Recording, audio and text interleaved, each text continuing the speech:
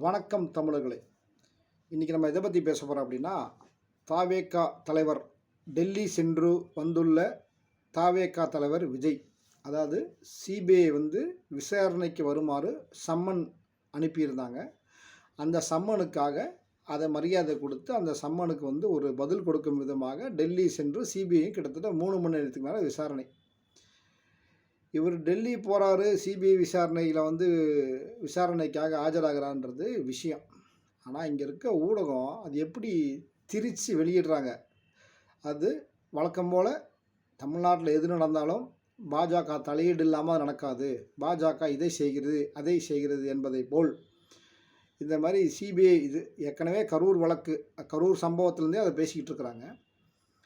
அதாவது கரூர் சம்பவத்தை வைத்து விஜயை மிரட்ட பார்க்கிறது பாஜக, சிபிஐ வைத்து விஜயை கூட்டணிக்குள் வர நிர்பந்தம் செய்கிறார் அமித்ஷா. இப்படின்னு பார்த்தீங்கன்னா கண்ட மேனிக்கு சகட்டு மேனிக்கு வழக்கம் போல் அந்த திராவிட அண்டாக்கள் சொம்புகள்லாம் இருக்காங்க இல்லையா, அவங்களாம் ஒரே பிரச்சாரம். எல்லா பேட்டியிலும் பார்த்தீங்கன்னா அதுதான், அவ்வளோதான் விஜயை மிரட்டுறாங்க, விஜயை அவ்வளோதான் கழுத்தை நெரிக்கிறாங்க, விஜயை அப்படியே கார்னர் பண்ணுறாங்க அப்படின்னு ஒரே பிரச்சாரம். எதுக்கு? கூட்டணிக்கு வர வைக்கிறது.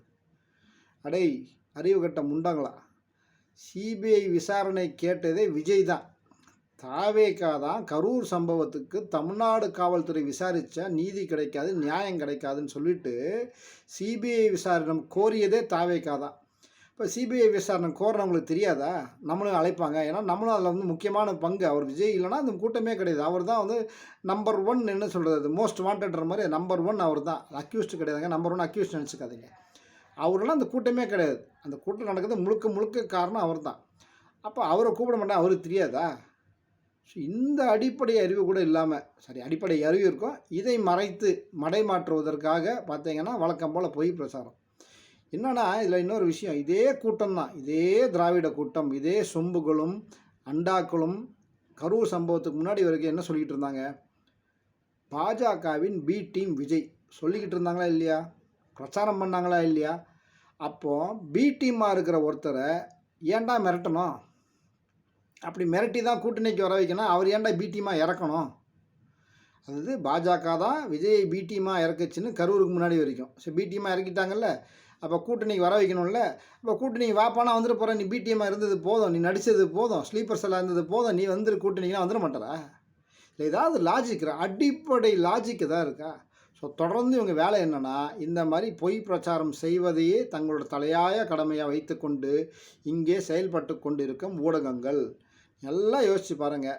திமுகவை யாரெல்லாம் எதிர்த்து பேசுகிறாங்களோ, அதாவது ரஜினிகாந்த் கட்சி ஆரம்பிக்க போகிறாருன்னொன்னே பி டீம்னாங்க, அதாவது அதுக்கு முன்னாடி சீமானை சொல்லிக்கிட்டு இருந்தாங்க, அப்புறம் பி டீம்னாங்க, அப்புறம் கமலஹாசனை பி டீம்னாங்க. அந்த கமலஹாசன் எங்கே போய் சரணாகதியாக இருக்க நமக்கு தெரியும். அப்புறம் வைகோவை பி டீம்னாங்க. யாரெல்லாம் திமுக எதிர்த்து பேசுகிறாங்களோ அவங்க எல்லாம் பாஜகவின் பி டீம்.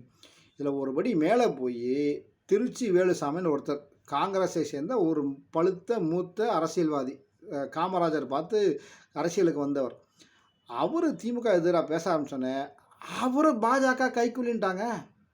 ஆர்எஸ்எஸ் கைக்கூலியாமா. எப்படி 50-60 வருஷமாக காங்கிரஸில் பயணிச்சுட்டு இன்றைக்கும் அவர் பாஜகவை கடுமையாக விமர்சிச்சுட்டு இருக்கிறார். ஒவ்வொரு பேட்டிலையும் கடுமையாக விமர்சிச்சுட்டு தான் இருக்கிறார்.